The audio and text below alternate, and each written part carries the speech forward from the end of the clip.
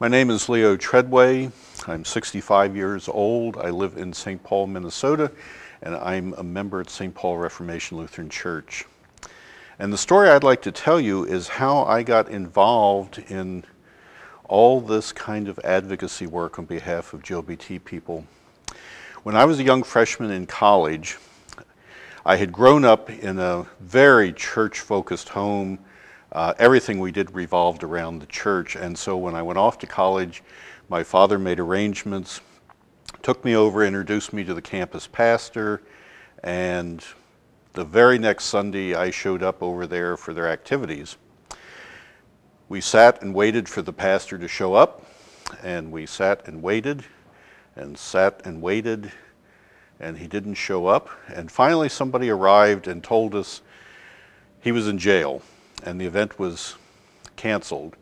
This was in the 60s, and he had been arrested during the civil rights demonstration.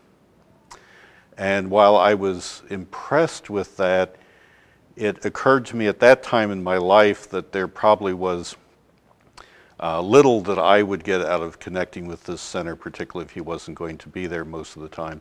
So I got involved with the local church and became friends with lots of people in the congregation, was well liked, well respected.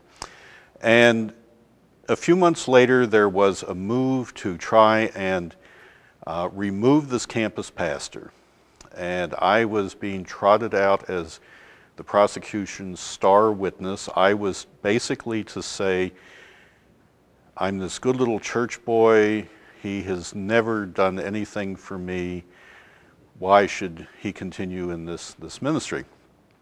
Well, I agonized over this. I knew what the people in the church wanted me to say, and I finally got to the point where I simply could not bring myself to say that. I knew that he had done very little for me, but when I got to the trial, what I said was, while it is true that he has done little for me, he has provided a ministry for all sorts of other students at this university. This would have been activist students in the SDS and that sort of thing. And no one else will have anything to do with them. And if you wanted my vote, I would vote to keep this man in his ministry because of his reaching out to people who are ignored by everyone else. Probably not just because of my testimony, but he was retained in the ministry. When I came to understand myself as a gay man, I began also to recognize that for much of the church, I would be considered an outsider. But unlike the experience of where this minister had been able to reach out to people, I saw no one in the Lutheran Church reaching out to me. And so I became committed to the fact that I needed to connect with other LGBT Lutherans, and that I needed to help bring us together. And I needed to do something which the church was not doing in its ministry, which was to provide care and support and receive care and support from LGBT people.